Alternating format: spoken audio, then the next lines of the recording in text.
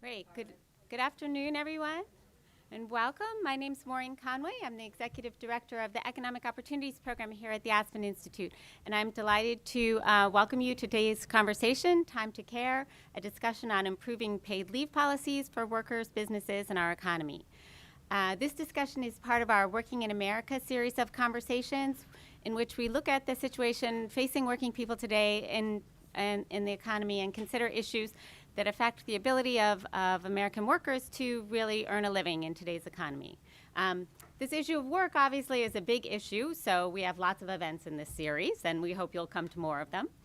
And it's such a big issue because work is such a central part of our lives. It's where we spend a lot of our waking hours. It's a critical source of identity, and it's also, very importantly, it's how we support ourselves and our families.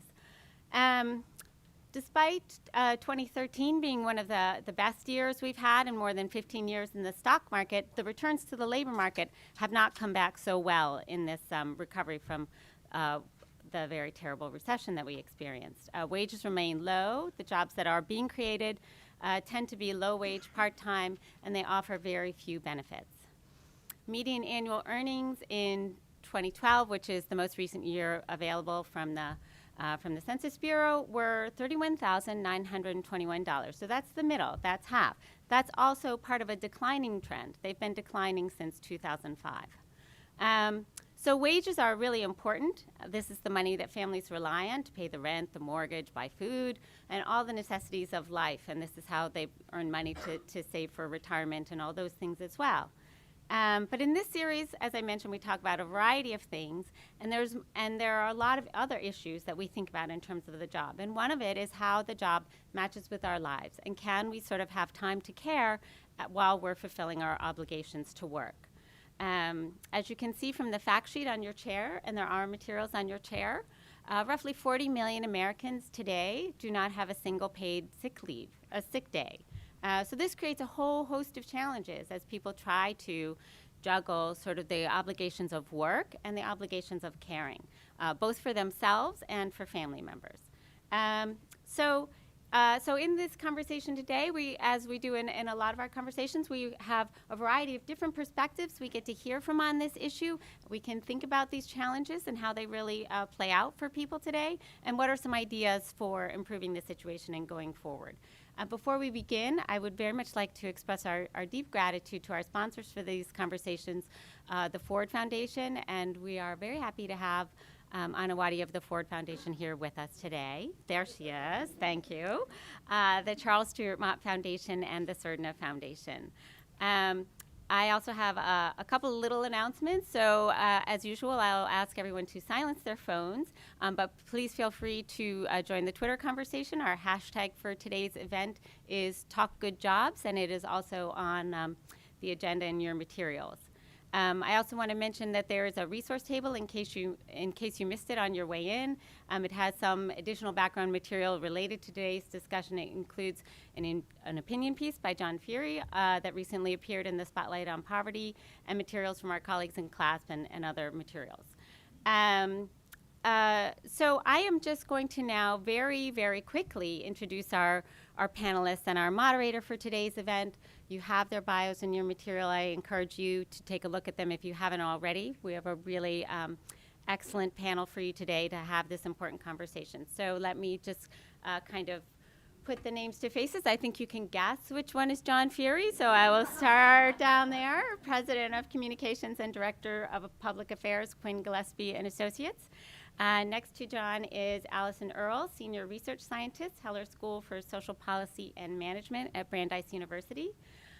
Next we have McKinney Howell, who is owner and chef, Plum Bistro Restaurants, and author of Plum, an award-winning vegan cookbook. So if you're in the market for one, take a look for it.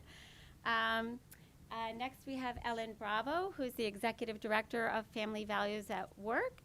And right next to me, we have Bridget Schulte, social issues reporter for the Washington Post. We're very glad to have her moderating this discussion. She has a book coming out in March called Overwhelmed, Work, Love, and Play When No One Has the Time. We all thought that was about us. So hopefully you'll look for that soon. And with that, I will turn it over to Bridget. Thank you. Okay, great, thanks. Well, welcome everyone. Before we get started, I just want conversation with three brief little anecdotes, and then we're going to launch right in. While I was researching this book on time pressure in modern families, I looked at policies and wanted to understand. Whoa, sorry, is that too loud? Did I just push some weird button back there?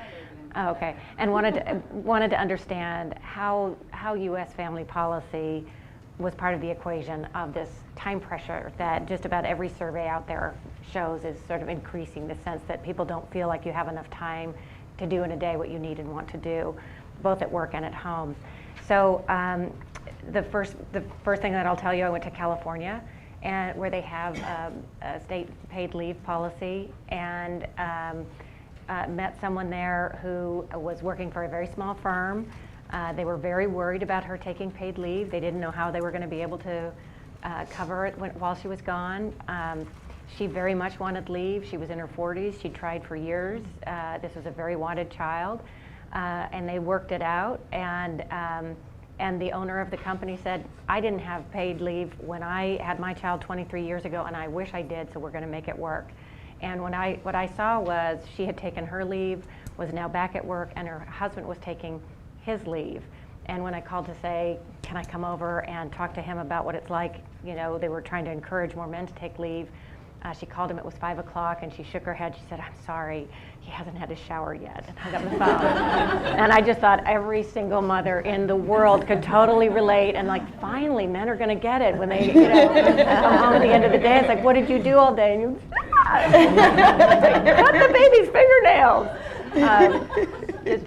And just very briefly then, I spent some time in Denmark, and just there's a new study that's just come out about Iceland about encouraging fathers to take paid leave. And what they're finding is that when they've taken paid leave early on, these fathers are much more equal partners in childcare and housework 3 years later, which is a very interesting and exciting thing. And the last thing that I'll mention before turning it over to this fabulous panel is then I looked to see, well, what have we done at a national level? And I followed the 2009 congressional debate about giving paid leave to federal workers. It was cut from 8 weeks of paid leave down to 4 weeks of paid leave, passed the House. And then Darrell Issa put out a YouTube video with all sorts of different despots from North Korea and Cuba and Venezuela, with the catch line, how could these guys be wrong on paid leave? So I will just leave it at that trying to understand sort of the landscape, the political landscape as well as the cultural landscape here. First of all, Ellen, let me ask you, you have given speeches about your own life, about having a toddler and a 6-week-old baby, and your back going out, and you go to the doctor, and you're like, he's like, oh, just get your mom or your housekeeper to come help you, and your husband is stuck at work. You know, talk about the challenges that people face out there without having kind of paid leave policies. Sure, thanks so much, and thanks to the Aspen Institute for hosting this. So familyvaluesatwork.org, there's a story bank, and there's lots of these stories, unfortunately. What it means in real terms for people, it means a 4-day maternity leave. It means you tear ligaments turning a mattress in your domestic work job, and the doctor says you need surgery, but you can't because you'll lose your job, so you use a splint and ice. It means your kid has an asthma attack, and you take the person to take the child to the emergency room, and then have her sit in the car while you finish your shift at the restaurant, because you'll be fired if you don't. There's all kinds of examples like this of what it means for kids, for seniors, for families, for all the things we say we value as a nation. And then there's also what it means in terms of just financial security, because after all, women and men are breadwinners and caregivers, and we need to be able to do both. It means 1 day's lost pay, that's a month's worth of diapers. 3 days or a little more is a month's worth of groceries. You'll see people saying, what do I do? Bus pass or phone? What do I do when they shut off the utilities? And you heard the numbers, the 40 million who don't have a single paid sick day. We need to understand a couple other things. There are millions more who earn paid sick days but can't use them to care for a sick family member. There are many more who earn them but get told you'll get a demerit every time you use one. And then paid leave, you know, this was to me one of the most surprising figures. 1 out of 10 women go back before 4 weeks. because half of them don't get any income while they're out on leave. And those who do, they're mainly using vacation. It's a joy to have a baby. It's not a vacation. We can do better as a nation, and we absolutely need to. Allison, talk a little bit. You've done a lot of work looking at paid, leave policies and inequality or and different circumstances. Can you talk a little bit about public and family health impacts? Sure. So there's so many really that it could take a while to go through them, but I think they can be grouped in part by who you're looking at. So thinking about workers themselves, we know that without paid sick days, people delay treatment. They go to work when they're sick. They then sort of increase the spread of disease. They go in and they're not being fully productive when they are sick. They tend to not be able to do the things that would prevent extending the duration of their illness. So they wait, they delay going to the doctor, and then they're sick for longer and out of work longer and having to deal with health issues longer. So what we also know on the positive side is when people do have access to paid medical leave, it gives them time to fully recover. They can sort of comply with the treatments, they can do the rehab that they need, they're more likely to be able to go back to work and to do so more quickly.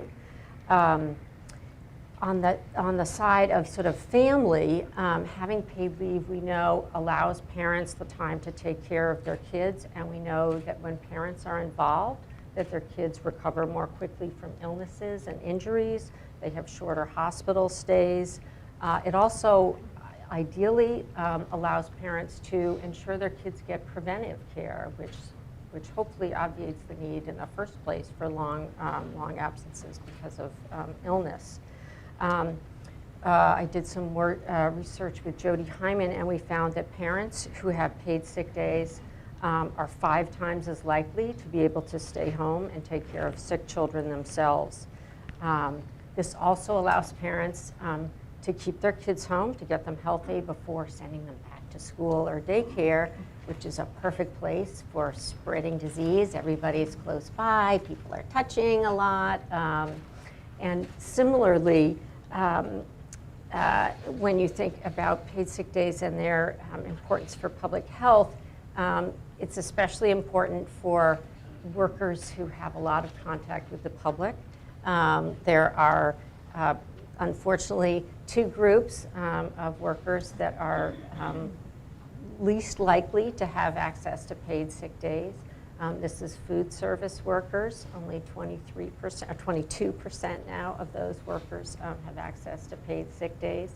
And also workers in nursing homes are less likely to have access to paid sick days.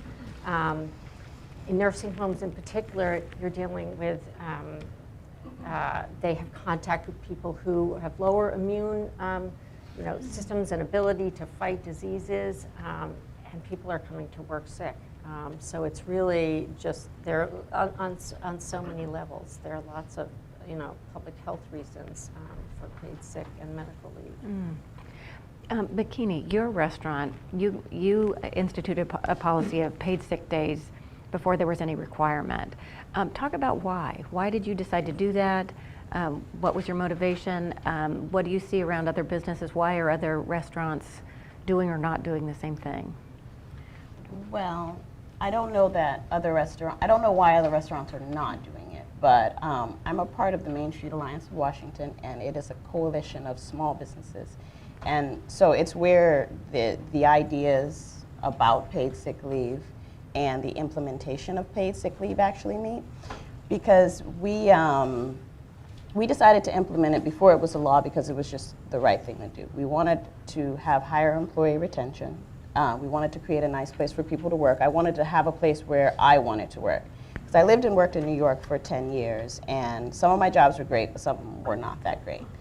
But I believe that when you become a business owner, you then have a responsibility. And so we are the folks that are actually implementing these policies. So there has to be somewhere where we can come together and talk about how they affect us. Because what I've found in working with Main Street business owners and in working with other business owners in the community is that most folks think similarly. And most folks want to do something, they don't know how. They don't know how it's going to affect their bottom line. You have a lot of business owners who are very family oriented and will of course support their workers, but English is their second language. And so you tell them you're going to pay for somebody to what appears to be call out drunk, because if you have a lot of college workers, people are like, oh, well, they're just going to call out drunk. But if you really explain the law, like we have it in Seattle, it covers domestic violence, it covers for your parents, for your children, it's paid sick and safe leave. So once a lot of the business owners who would be the ones that would be implementing this law actually came to the table and sat down and talked about it, everyone understood that it was something that needed to pass. And I feel like a lot of small business owners felt like they wanted to support it, but they didn't want to impact their bottom line negatively and they didn't want to be taken advantage of. But when the worker and the owner and the small business owner actually come together and talk, you realize there's a lot of common ground there, which is one of the reasons why we started just to talk to people in our community, talk to business owners, and get a lot of support for it. John, you bring the masculine perspective here on this panel, but you also talk a little bit about how you came to these issues on work and family, and we need the spotlight back on them, and from the Republican perspective, when I've reported on some of these issues, a lot of what you hear is, families are a private responsibility. Don't have kids if you can't afford to take care of them. Don't put mandates on businesses. It's going to hurt businesses. Kind of talk about how you came to these issues and how you approach them from the Republican perspective. Well, thank you for having me. I would imagine that my politics disagrees with most of the folks in this room. But I do think that I think how I came to this issue is my wife and I had 2 kids. And what we discovered is kids are expensive. And thankfully, both my wife and I do pretty well. We make some money, and we're able to take care of our little lovelies. But my wife's salary basically goes to pay for a nanny. And if you don't have, if you're not married and don't have that opportunity, and B, if you don't have enough money, the stress that we put on parents and families is amazing in the society, and our government really needs to rethink about that, because I am a pro-life Republican. I believe strongly in families. I believe strongly in having more children. I think that we have a perilously low birth rate, which is why we have so many immigrants in this country, because we need the workers.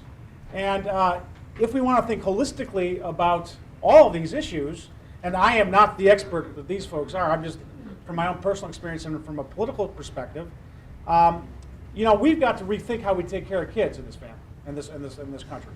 And the idea that businesses, as McKinney pointed out, are against finding some sort of cooperative relationship, I don't think is right, because they want healthy workers. They want healthy families. They don't want parents worried so much about their kids that they're not productive, and they also don't want they don't want to have to retrain new employees all the time and fire all these employees who come in and can't come in because they have sick kids. And I also think that as we grow older and we worry more about our the grandparents and how do we take care of them, we have to think more holistically. Are we a pro-family government or not? And can we rethink how we address family structure in this country? Because there's no doubt in my mind that families are really, really under stress. And if you look at, the State of the Union tonight, they're going to talk a lot about, I think the President's going to talk a lot about income inequality.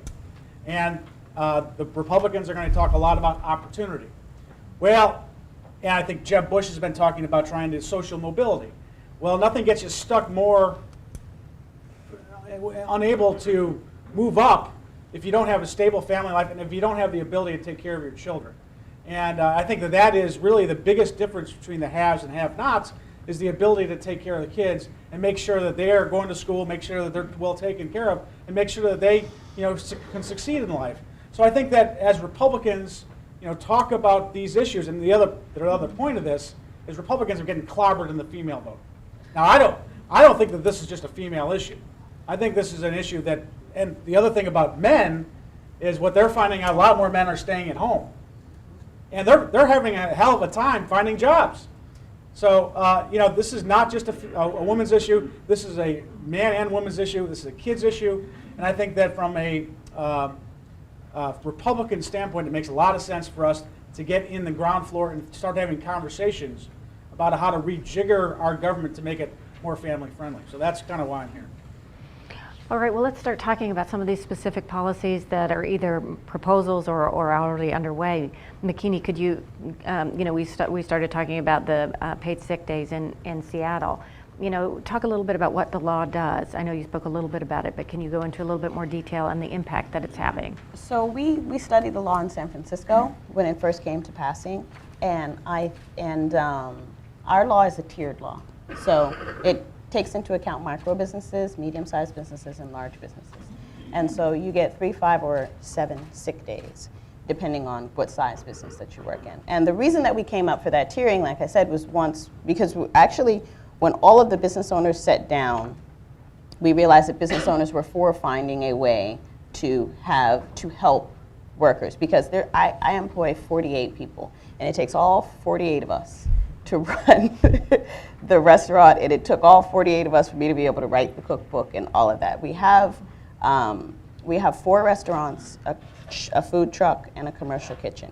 Now that growth that happened, when I started, I only had 1 restaurant. So I'm not saying that paid sick leave grew the businesses, but I'm saying that it helped to enable employee retention, which helped to grow businesses. And I think that a lot of what business owners realized was that it's only 0.5% of your bottom line. It helps your retention, which you end up making up. The way that the law is tiered makes it so small businesses or micro businesses can survive. And if you're a mom and pop, or if you just decided you're going to open up your cafe and you only have 2 employees, then you more than likely don't need it. So that was taken into account when we designed the law as well. The implementation has been it's been very easy, actually. It's a line item on your check. Bookkeepers can do it. We haven't had any crazy hiccups. We haven't had any complaints in the city. It seems like everyone just kind of accepted that it passed and started to implement the law. We haven't had any gross abuses of the law, and we haven't really heard any complaints from it. As a matter of fact, when I was in a meeting about the minimum wage conversation that's going on, some of the other business owners with the Main Street were talking about how if more business owners knew how good it would be, they would have signed up earlier to actually support paid sick leave, because it was that easy to implement. And one thing I noticed was a huge bump in business when word got out that we actually supported the worker. Because I think that, like what John was saying, I don't know that you have to identify as Republican or a Democrat to identify as a person that values family, and a person that is pro-family. And pro-family doesn't have to necessarily associate with what we're all thinking, but there are a lot of people that are pro-family. There are a lot of people that want to help. I have a worker who had a child, and his mother was there for a long time. When his mother left, their life got turned upside down. So having paid leave for him, he's taking his son to the doctor on Friday. He knows that he can go. He knows that his job is safe. So having people work for you that understand that you are pro-family and that you will look out for them helps you to retain them, and the consistency of your product is better, which keeps customers coming back and continues to grow your business, which is why I think it's a big part of how we went from 2 restaurants to now 4, and I was able to actually have enough time that I needed to write the book. Which is fabulous. I give it for gifts for everybody. My husband just cooked something 2 nights ago. That's great. That's great. Yeah, Allison, if you could kind of expand on that, what else is going on at the state and local level? Sure, and I'll talk a little bit about the research that's been done to evaluate some of what's gone on at the state level, and just say first that I think while a number of us here have been working on some of the initiatives at the federal level, the Healthy Families Act, and trying to get some paid leave as opposed to just leave, that there has been much more, in the absence of the success of that there have been a growing number of state and local efforts, both sort of city level, like in San Francisco, Milwaukee, Washington, D.C. But the two states where there's been the most work done are in California and New Jersey, and I would say California is sort of most because that law has been in place. The paid family and medical leave there has been in place since 2004. And I think when prior to when that legislation passed, the main concerns were, from business owners about what kind of impact this was going to have. That just administering it was going to be very costly. How were they going to manage when workers were taking time off? Although, of course, workers were taking time off anyway because they had to manage it. They just weren't getting paid for it. So, but we could go through some of the arguments one by one. But the research that's been done has found that in general, right, the paid family medical leave, by and large, has either had a positive effect or no effect. One of the surveys asked about on productivity. 89% of employers said there was no effect or either a positive effect or no noticeable effect in terms of profitability and performance. Again, 91%. In terms of turnover, 96% it hadn't had any negative impact. And also on employee morale, that it actually had a positive effect. One of the ways that they do it, right, is that most of the leave takers, and the way that they avoid some of the costs is by shifting, work around, so that they don't actually, at least in the short-term leave, have to go out and hire somebody else, which can increase costs. I think the other pieces that come up in terms of like how these have been implemented, how effective they've been, is the issue of awareness that laws get passed. Those of us who are in and been involved in it, like we know about it, and we're jumping for joy, when we get the news that, in Newark there's new paid sick days. But most employees are not aware that these laws exist. They don't know who's eligible. They don't know whether they're eligible. So I try and keep that in mind when I'm looking at what the impacts are. So once we actually get the word out there and lots of employees do know that it's there, like the potential for positive impacts is much greater. Just to give you an example, in California, 91% of respondents said, so I'm sorry. So the other issue was around abuse. I wanted to just mention the other concern that people had, but that was also something that employers really didn't find was a problem. That 91% said they had never heard of instances where there had been any abuse. So, and just on the public health side and the impacts in terms of health, one group that there's been some research on for which the paid sick leave and paid medical leave is likely to be particularly important are parents whose children have special health care needs. So there have been some good research looking at that. But only 18% of these families in California even knew about the paid family leave insurance. And only 5% had used it. So big issue is how you get the word out, how you, we don't know enough about sort of why that's happening, if that's just advertising, if there's a role for the employer to try and make sure their employees know, those issues have to be worked out. California also found there was a new study that's just coming out that found that there's been an increase in breastfeeding rates that's come about sort of as a result of the change in paid family and medical leave. So I think we're starting to see some of the benefits come out, and when we get more awareness and more take-up, we'll begin to see even more. As you're talking about the California experience, I came across a report by the Society of Human Resource Managers from January 2010. The title was Paid Family Leave Act, Less Onerous Than Predicted. So apparently, I spoke with the Chamber of Commerce out there, and apparently there was a lot of Sturm and Drang and fear that it was going to just, businesses are going to tank, and they have not found that that's the case, and even the Chamber of Commerce told me that. So Ellen, let's move to the federal level. So we've been talking about this movement that's going on at the state level, largely because of the vacuum at the federal level. We've got a couple policies, proposals now. Talk a little bit about kind of what's gone on, or why nothing's gone on, so to speak, and what's going on now, and then John will get into the politics and the prospects of it.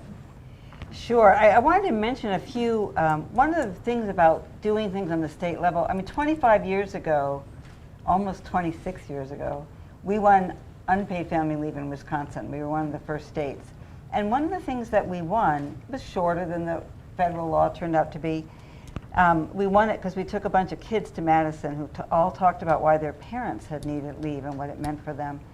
And one of the things that we won was that anybody could use, any time that you'd earned, you could choose to use for your family leave purposes, but your employer couldn't make you. And what that meant was that men who had accrued paid sick time could use it and be good fathers, as many wanted to do. It meant that people could use it for adoptive leave. It meant that if you wanted, under the federal family leave law, if you have vacation, your employer can say you have to use it all up and count it as family leave. As I said, it's not a vacation, even if it's a joy. So, but you don't have to do that for the time that you have in Wisconsin. So there are these models that have been created that show us a better way. And for example, in DC and New York City, two things just happened in December and January to improve existing paid sick days laws, because if we're pro-family, we should be pro-everybody's family, and that means we don't leave out tip workers, and we don't leave out workers in smaller companies, and that's really exciting. In Newark, just passed today unanimously, and Jersey City and New York and Portland, the paid sick days law includes language that says if there's a public health emergency and schools are closed, like in Wisconsin today where it's too cold for kids to stand outside for the bus, then parents can stay home and use that time. I'll tell you, there are a lot of 8-year-olds watching 4-year-olds in Milwaukee today and lots of other places because they don't have that, because they took it away from us. And that's really important. So those kind of provisions. In the New Jersey bills, there's also provision of carving in direct care workers, people who have direct contact with the public, child care, food service, home health care, even if they're in the smaller business, that they'll get the larger number of days because of the importance for the public health. So those are some good models. We have some great federal legislation. I want to mention 3 bills. One was just introduced, the Family Act, which would create a social insurance fund. Employees and employers would each pay a very small amount of money, 0.2% of payroll, into that fund, and then there'd be enough that when you're sick, you could, or when you have a new child, or a serious illness, or a serious family member has an illness, you could use that time to draw up to 2/3 of your pay for up to 12 weeks. And I have to say, I was on a bipartisan commission on leave in 1995, appointed by Congress to study the impact of the Family and Medical Leave Act. 6 people appointed because our organizations had worked to pass family leave, 6 appointed because they worked to stop it. Try to imagine what those meetings were like. And unanimously, that group, which almost agreed on nothing, unanimously agreed to encourage states to experiment with forms of wage replacement, because it was pretty clear from the research that we commissioned that people couldn't do it. We asked, how do you support yourself while you're on leave? 9%, today it's 10%, said by going on public assistance. And for the lowest fifth, 20% went on public assistance. How does that make sense as a society? So the Family Act would be a great move forward. There's also the Healthy Families Act, which would provide a guaranteed minimum number, that workers could earn a minimum number of paid sick days. And the Pregnancy Fairness Act, this is a shocking thing. It's like being in high school and learning about Watergate. Really? They can fire you? I thought they couldn't fire you for being pregnant. Well, they can't fire you, but they don't have to treat you differently. They can be mean to everybody. And so if you need more water or more bathroom breaks, they can say, sorry, the other workers don't get to have water or bathroom breaks, so you don't either. Sometimes fair means not exactly the same. And that's what this bill would do. It would make sure that workers have accommodations if they need them, like workers do under the Americans with Disability Act. So there's some great track record. We have every reason to hope that colleagues will, of John's party will start thinking like John. Because not only is it good to be pro-family, there's two other reasons why they should do it. One is it's pro-jobs. What happens when you don't have pay? Like, there are 2.5 times as many people who, by the way, who needed to use family leave and were eligible for it and didn't take it in the latest survey that was done. And mainly it's because they can't afford it. We all know what that means in terms of health. But what about people who do take it and lose their jobs? Almost 1 in 4 people in the United States of America has either been fired or threatened with being fired for taking time to care for themselves or a loved one. What does that mean? It means you look bad on paper. You start to get a spotty work record. You get bad credit. They won't hire you when they do your credit check. Then you have an even spottier work record. Then they say you have a bad work ethic because you were being a good family member. You, in fact, have a great ethic that we want to combine. President Clinton last year, on the 20th anniversary of the signing of FMLA, he said, you know, people want to be good parents and they want to succeed at their jobs. If you take one away to get the other, the whole country pays a grievous price and every life is diminished. Pro-jobs, pro-economy, because people need money in their pockets to be eating at McKinney's restaurant, as they should. Pro-family, and it's good politics. If those politicians want to keep their jobs, they're going to do the right thing. All right, so John, over to you. I'm not running for office. You know, listen, I think that there's a lot of laboratories of experiment at the state and local level, and I think that what McKinney's been talking about is something that is a proof point that members of Congress can take with them to look at holistically at what the best solutions are. You know, this is, I was in Congress when the FMLA passed. I was one of those doubters, but I didn't have kids. It's amazing when you have kids how you change your mind. And I do think that as we look at our society and we ask ourselves the question, are we America is strong, but is it healthy? And you know, so increasingly you find yourself saying, no, it's not a particularly healthy society. And we've got to figure out ways to make it healthier. One of those ways is, you know, making sure you have both healthy businesses and healthy babies. Mm-hmm. You know, I think from a conservative standpoint, you know, getting how you get something like this passed is you engage the faith-based community, and you engage, you know, the big businesses that can afford this, and then you also, most importantly, you engage the small businesses that are already doing it. And if you have those proof points, you have that faith-based kind of background that where so many Republicans, you know, take so seriously, and they do take it very seriously. And then you have, you know, some of the bigger corporations, because the Chamber of Commerce is going to do what the Chamber of Commerce does. But you know, some of the bigger corporations out there, like Starbucks or others, that you know, really value their employees and want them to stick around. You know, that's how you affect policy at the national level. But you know, mostly right now, it's seeing which programs at the state and local level work best. And you know, the cities that have some of these programs, that they, you know, prove that businesses flock to them, and that they work, and then you have all these other proof points that you pointed out, Allison. And you know, all of a sudden, you can make the real case. And I think that the other thing about big policy decisions like this you need to have conversations, and you need to listen to both sides. And you're far better having those conversations and trying to reach some sort of common ground and find flexibility. If you can do that, then we can move forward. If you kind of get into this partisan kind of back and forth, then I think it becomes counterproductive. Let's switch gears a little bit and talk about values. You guys have brought up some of the kind of touchstones here. You talked about social mobility, the American dream, economic inequality. Productivity is also a huge American value. America works, and we're the most productive, advanced economy.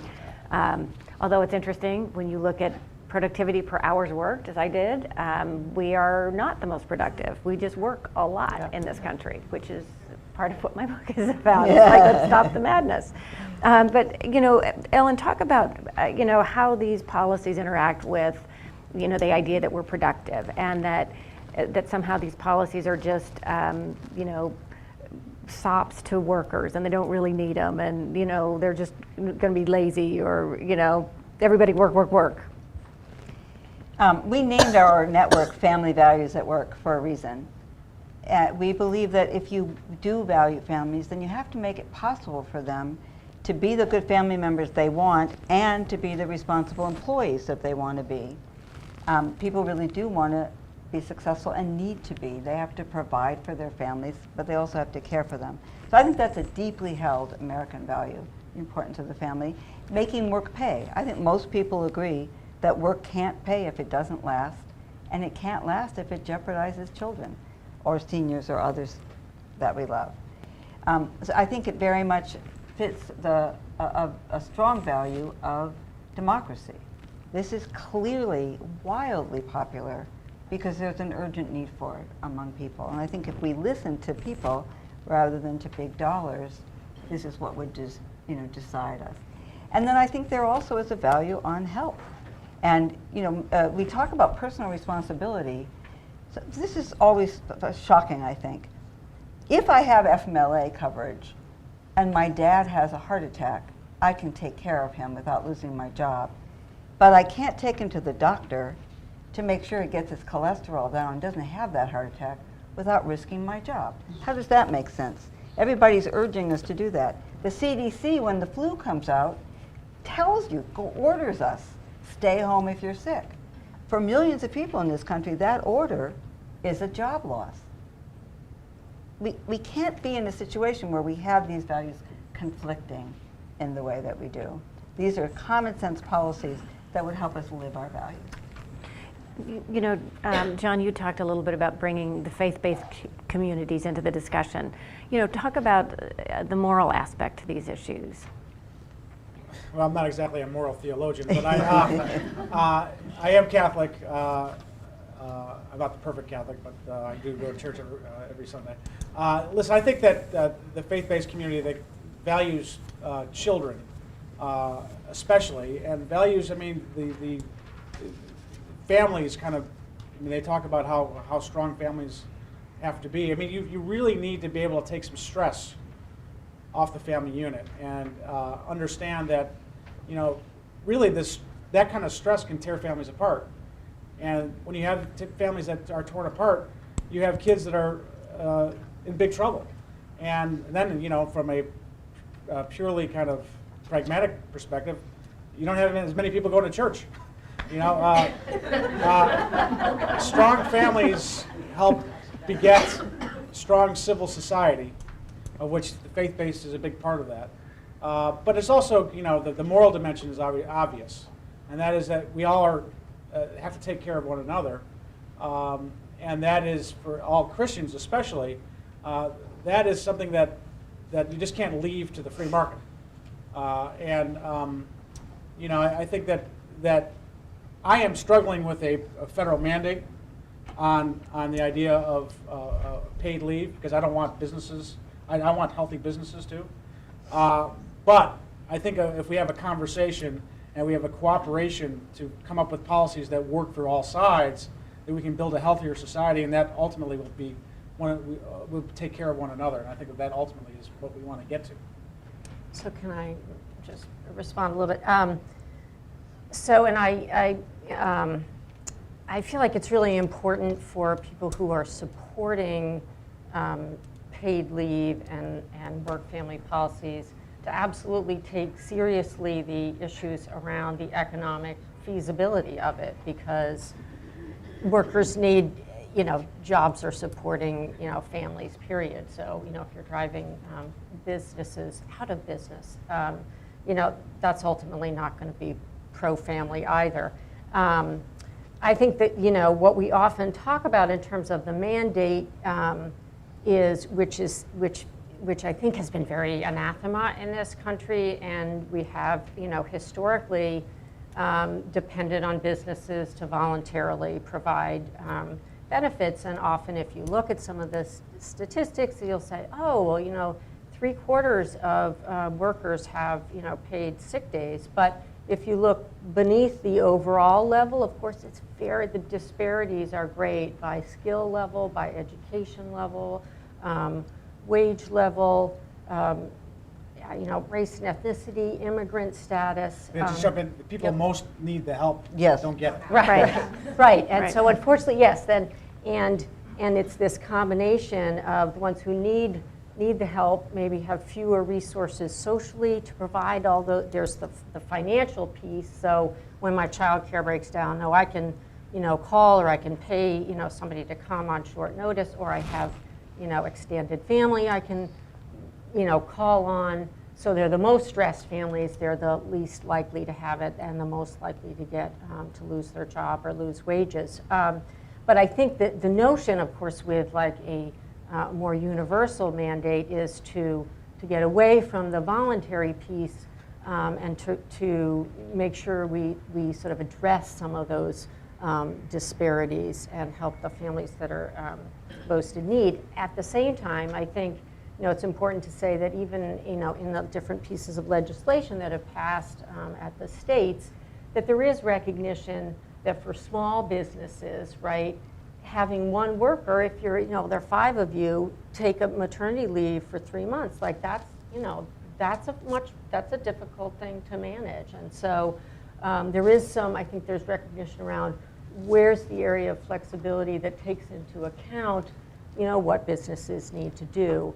And on the productivity side, I would also say, yes, people tend to look at, GDP and measures of sort of our national growth and say, we're very productive, which is missing, of course, like all these sort of non-monetized and uncounted for areas of productivity too, but time. Like I think if you ask people, what's a really successful society? It's a combination of being very productive, but people want time with their family. They want time, whether it's for caring for them, to be with them, and if you take that, if you could come up with that measure and look at the U.S. versus Europe, where everybody says, oh, we're doing better, and you might find if you had a broader sort of quality of life measure, that the Europeans are happier. They may be paying higher taxes. They may, not be, working a zillion hours and be very productive. But on another measure, they may be doing better. So everybody loves the productivity numbers, and I think that's just a piece of the story.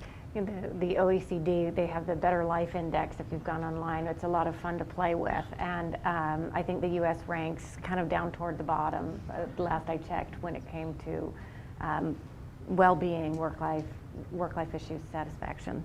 I just wanted to go back to something that John said, though, about 2 things, about good business and about voluntary action. So what McKinney said, I think, is really important to remember. We aren't asking businesses to do something that's bad for the bottom line. It may be bad for some individual people's profits. Maybe somebody's not going to get, what did he just get, $700 million paycheck? Jamie Dimon? Anyway, some people maybe won't get quite as much, but the businesses itself will thrive. We want businesses to thrive because people need jobs, and that's what everybody wants. So it's not like we don't, that's a priority for us too. But the problem about voluntary action, so when I was on that commission on FMLA, the lobbyists beforehand said, oh, we don't need this. The businesses are already doing it. It's fine. 95% of them already do it. Well, it turns out what 95% of them already did was comply with the 1978 Pregnancy Discrimination Act that says you can't refuse to hire someone because they're pregnant and you can't fire them. You have to. 2/3 of all covered employers, and that was the minority of employers, but 2/3 of all those who were covered by the FMLA had to change one or more policies. You know what that meant? That meant they had to get men leave. It meant they had to let adoptive parents take leave. It meant they had to make sure that leave covered little kids who were seriously ill or parents who were seriously ill.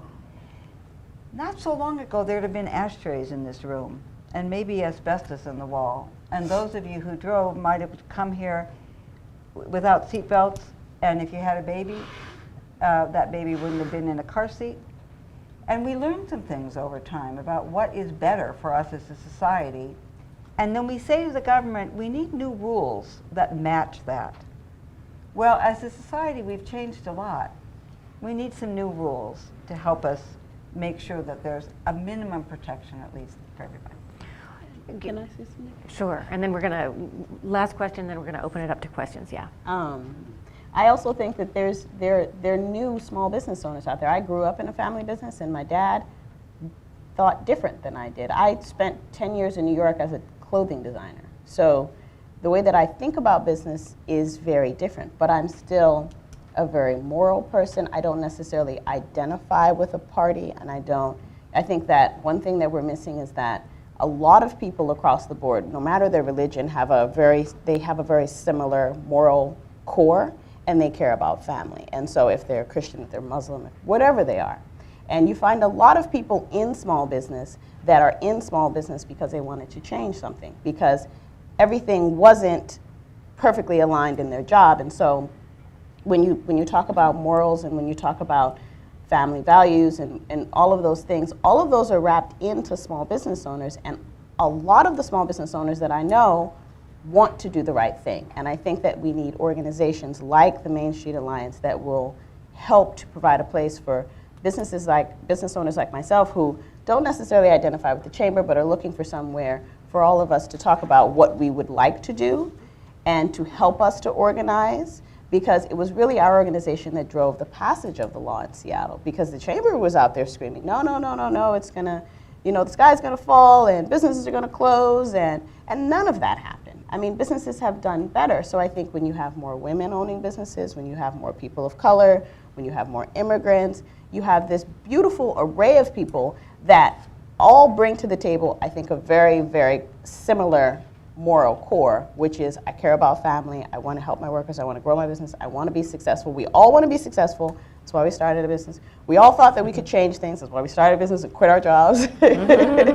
So we want to provide a workplace for people to succeed, and we need some sort of an organization like the one that I belong to help us to come together to talk about those things. I don't even know if the people in my organization are Republican or if they're Democrat, but I know that we decided that this was something that we thought was a really good idea, and so we were going to work to pass it. Let's just do real brief kind of the way forward, and then we'll open it up for questions.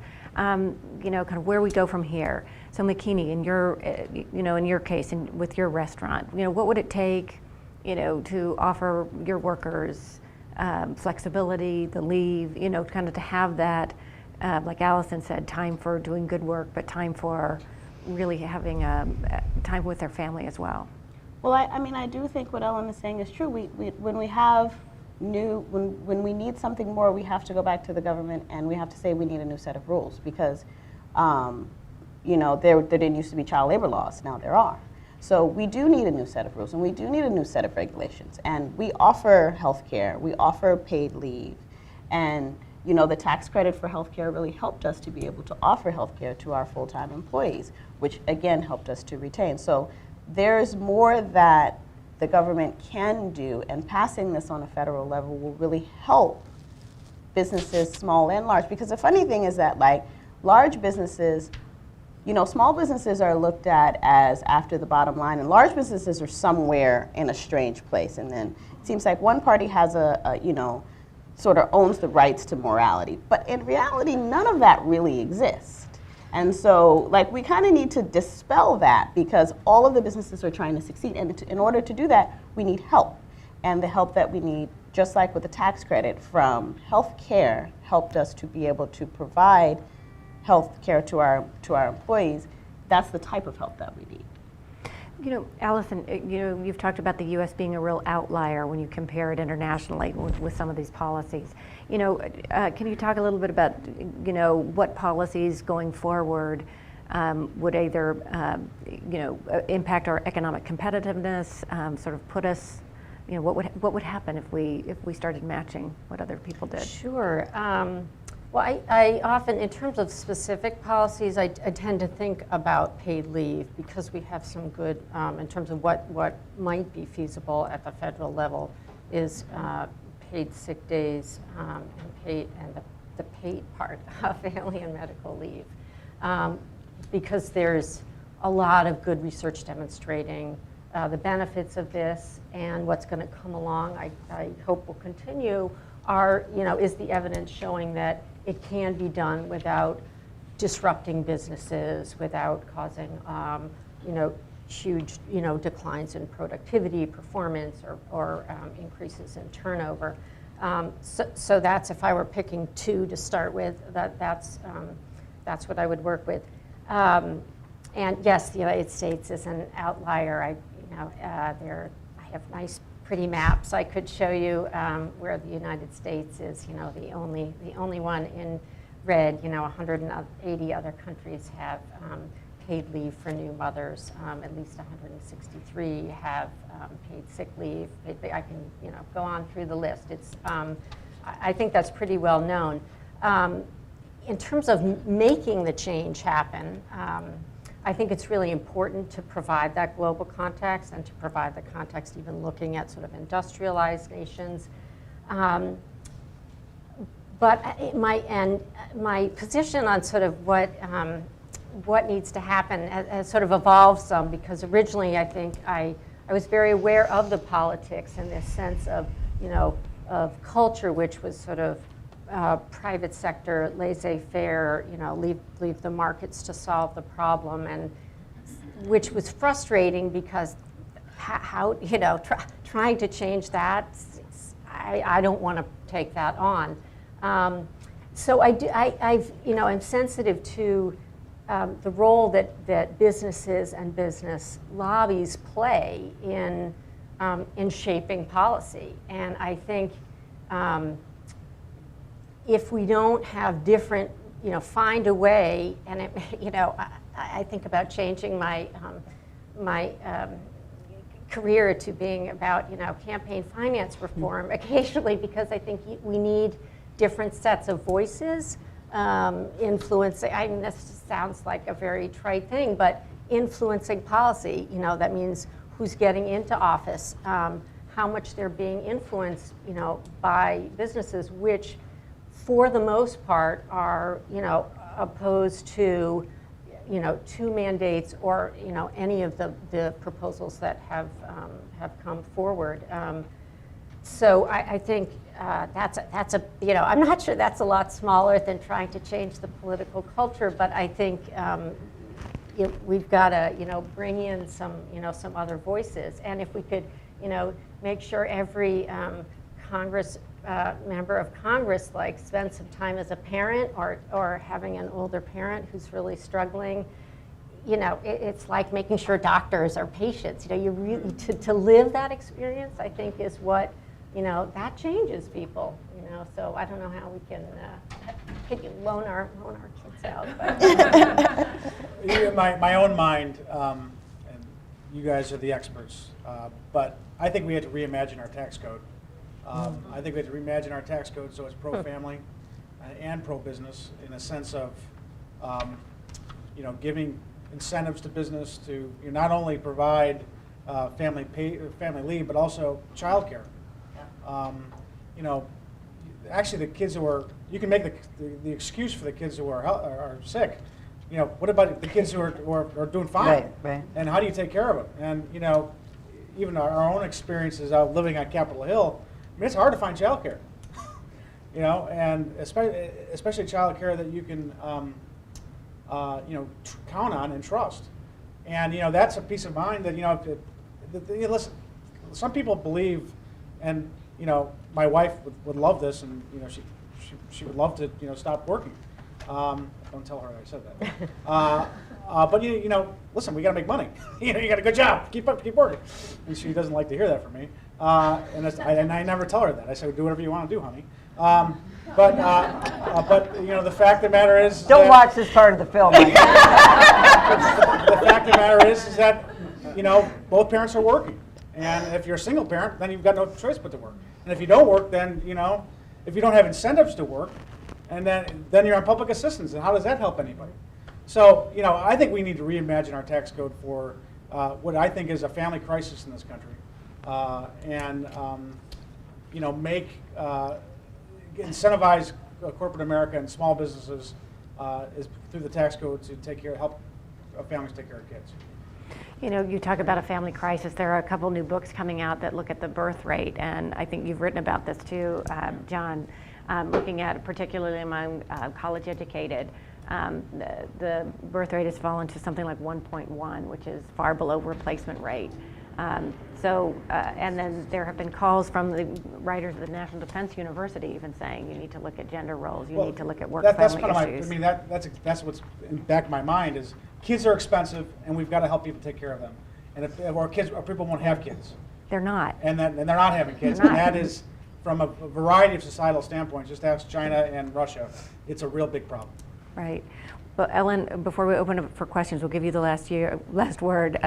We've talked about Newark passing the paid sick law today. Rhode Island just was the next state that started a paid family leave just January 1st. There's sort of momentum building in the states. What's it going to take to move forward to win the day, so to speak? Well, so here's the good news. We are doing it. And these coalitions that are being built in the states, this is why they're winning. First of all, they include the people that are most affected. And I wanted to say, by the way, that the Heller Institute has this great diversity data website that really shows the disparity in how these policies are for those who need it the most. But those are the folks that are helping to lead the fight. There was a woman whose story is on our website in a video, Monica Green from Seattle, and in a conversation with me, she talked about what it was like to have a worker 5 minutes away, she works at Safeway, who isn't covered by the Seattle law because they're not in Seattle, and how they're all helping to try to get a statewide law. Then she said, you think we could ever get it nationwide? And I said, yeah, what do you think it would take? And she said, I guess it would take people like me sharing our stories and being involved. That's what we're doing. We're building these broad coalitions that do involve faith leaders and business leaders and people who care about kids and seniors and people who want to fight poverty and fight asthma and saying we all have a stake in this. Labor unions and women's groups, et cetera, are all part of this. We are helping to break identity theft. I think there is really a crime that goes on. Part of the reason that good people like John were doubters in Congress is that their ears are preoccupied with the voices of lobbyists who say, I am the business community. If you'd met people like McKinney back then, I think even without kids, you would have understood this. And so that these myths have long been shattered. We have the proof points, and we're helping to teach people what they are. And we're reaching out to elected officials, bipartisan champions, to say, you have someone in your family with autism or Alzheimer's, if not kids, or you can get this, and we need you to be on our side and building the power to make that hurt. All right. Well, great. Well, that was an amazing panel. I've learned so much. I'm taking tons of notes. We'd open it up to questions. Anybody's got questions? Yeah. Sure. Thanks so much. This was fantastic. Thank you. I'm wondering, Ellison, if you could talk a little bit more. You talked about how productivity or GDP does not include time use. I wonder if you could talk a little bit more about how we might better value both unpaid and undervalued care work, and how things like Social Security credits for caregivers who've had to drop out of the labor force because they were either part-time or full-time caregivers, or better support for child care that may be paid or underpaid, or unpaid or underpaid, how that could be better valued in terms of measuring our economy and what that might mean for economic success. Sure. Well, fortunately, there are some great people who have tried to put a value on unpaid work and investments in care work. We have time use studies. There are two reports, one on Australia. There's one that looked at Massachusetts in particular by Randy Albelda and Mignon Duffy, trying to really get a sense of what I think of as this whole sometimes invisible but huge amount of productive labor that supports, the current workers, and it supports the next generations, some of them, of workers. So I think one, to try and get a perspective on productivity that's a little bit longer term, is really important. And this is one of the pieces to try and to get into, which is, yes, you need to make sure that workers today can get there, but without the policies in place that allow for whether it's parental involvement in education and keeping their kids healthy, doing what they need to make sure those kids are going to grow up and be themselves productive workers, is really important. But I think there are pieces, the data I think are out there, and the possibilities of really putting a number on what that value is can be done for here. And I think there are European countries also where they are thinking about a broader sense, of quality of life, of national. It should be a piece of that economic productivity, because if all that work doesn't get done, those of the people who are in the workforce aren't going to be able to do what they do. Just in terms of time studies, there are, I believe it's Colombia, that actually has passed a law that requires the counting of all the unpaid, sort of invisible care work to go into the GDP. So there is a lot of discussion in the international time use community about how to do that. Yeah. The amount of leave that's generally been included in the various state and local efforts. It's typically what I've heard. Sort of 3 days, 5 days, 7 days. That's kind of the range. And I wonder how that compares. I assume that's based on economics. That's what the business community will accept, tolerate, or that's what's been shown. I just don't know how those numbers were arrived at, and how they compare to what, say, a typical single-parent family actually needs over the course of a year, to typical illnesses, maybe parent-teacher conferences. Like, how do those calculations compare? 20 richest countries in the world, 19 have paid sick days. We're the only one that doesn't. 18 of those have 30 days. So ours is not just modest, it's meager, one could say. And it's about political power, it's really about what people could win. San Francisco was the first, and it has 9. And we hope that, and that's the model bill, and that's what lots of folks are working for. But, we were going to have a question Bridget wanted to get to, but we ran out of time, about what would the world look like if we did it right. And, I remember giving a talk in Canada, so not Denmark, and the woman that introduced me had just come back from maternity leave, and she was telling me about her baby, and she was so pleased. I said, oh, great. I said, how long did you take? And she said, oh, I took the year, because that's what they get in Canada at 55% of pay. So we have to think much bigger, and we have to think about sharing it, that both partners would share it, and they would each, say, take 6 months, and they would then sort of go back, reduced hours, and there would be quality childcare, which would be a good thing for their kid, but maybe the kid would go for 10 hours at age 1 and 20 hours at age 2, and the parent's work week would be no more than 35 hours. So that would make sense, because it's a better way to run a business and to run a family, to have people who are really living full and productive, healthy lives. They're more creative and inventive. So I can just tell you, so like the national data shows that children who are 5 to 17, this sounds high to me, but have on average about 3 days of missed school because of illness. So, I have older data that look at sort of the percentage of families, that need different amounts of leave, but at the very high end, so if you have a child with a chronic illness or a parent, and you have, God knows, we're not, well, I should say as mothers, like, we never get sick, right? So, but taking everybody into, there's about 20% of the population that has like 2 weeks, a minimum of 2 weeks, of needs, and that's sick care. So then if you add in the preventive visits, does anybody know how many visits are required in the first year of a baby's life? Yes, a bunch. I'm thinking it's like 17, I can't remember.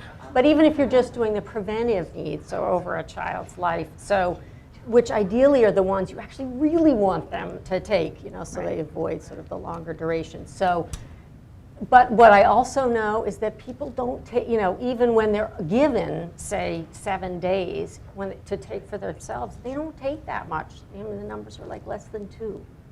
Part of the reason I was asking is because we've been doing some work on asthma. And if you look at the asthma recommendations, Yes. you have to visit, you're supposed to visit the doctor, anywhere from like, 1 to 6 times a year, or like every 2 to 6 weeks while you're getting asthma under control, and then 2 to 6 months thereafter. And, and that's just for the preventive stuff, not to mention the ED visits and things like that. And so I was just trying to think about, how far off we are from supporting, and it's, of course, disproportionate to low-income families. I think we have time for just one more question, and then is that right? Are we running out of time? Okay, we want to make sure everybody gets back to work. Work. Oh, yeah, over here. I'm sorry, I hadn't seen you over here. All of you have referred in one way or another to proof points. You've certainly been discussing not just philosophy, but evidence that supports a particular perspective that you've advanced. The problem, if I may respectfully suggest, is that there are many people in the political world today who appear to have little or no respect for evidence. I don't take that personally. And the question is, how do we approach these people who have significant political power, who appear to be both ignorant and indifferent to evidence? How can we effectively approach these people so that they might become more aware of both the evidence as well as the need for them to pay attention to it? Who wants to take that one? Well, listen, from my perspective, putting my political hat on, politicians respond to what their constituents tell them. They obviously they also respond to lobbyists, and although as a lobbyist, I tend to think that they don't listen to me as much as they should. And so, that is kind of the great thing about what's happening at the state and local level, because you do have, not only as you provide kind of evidence, but you also provide a energized and active core of constituents who theoretically will, if mobilized in the correct way, will be able to take that evidence directly to the member, and the member will have to respond. And listen, Republicans have a gender gap problem, which has been, somewhat devastating in the last several elections. So, they have to figure out how do they expand their political base. And, this is one of those issues where if it's done correctly and done in a way that has ample flexibility and has the support of, several business owners that, they could coalesce on. I'm not saying they will, but it seems to me that, from a pro-family perspective, they should listen to the evidence, as you point out, and come up with creative ways to deal with the problems facing our country. And I think there are a lot of very smart and responsive and diligent members of the House and the Senate who are always looking to do their jobs well and are not necessarily running for the next office. And those are the ones you probably need to focus on. One other thing is to limit the power of extremists who threaten exactly those people, who go to those people and say, we'll put up a primary and put a right or winger up against you. And I'm thinking of a group like ALEC, the American Legislative Exchange Council. Do you know that they actually make people raise their right hand and swear? I wrote it down. It's a loyalty oath, and it says,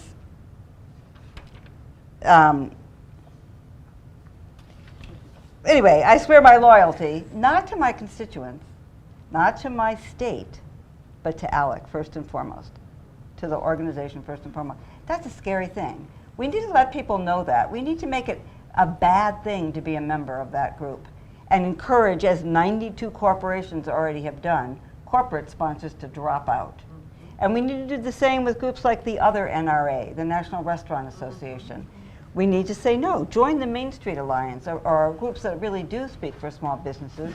Don't be associated with lobbies who do the kind of dirty work that these folks do. That will help too. Thank you so much. All right, I feel badly that I cut you off. Did you have a real quick question? I'll try to make it really Okay. quick. I have a question about really small employers that only have a couple employees, whether there's any chance, practically speaking, of getting coverage for workers in those situations, and then how we would address the practical concerns of providing paid leave for a nanny or a home care worker who's the only employee at the workplace. When if we had the situation we want, we would create, as groups like the National Domestic Workers and others are working on things like this, a pool of talent, because really that's what they are, skilled caregivers. So when I have to take care of my own child and can't take care of yours, we can get Kim, who's been on maternity leave but would like some temporary work, or someone who's retired and has a lot of experience but could use some extra income. We create a pool of people. We could do the same thing for very small restaurants or whatever. Have a pool of talent. That's what a lot of companies do now. And the question I would always say to small business owners when they said, oh no, I can't do without my fill-in-the-blank person, I'd say, I know, I so appreciate that. Can you do without it forever?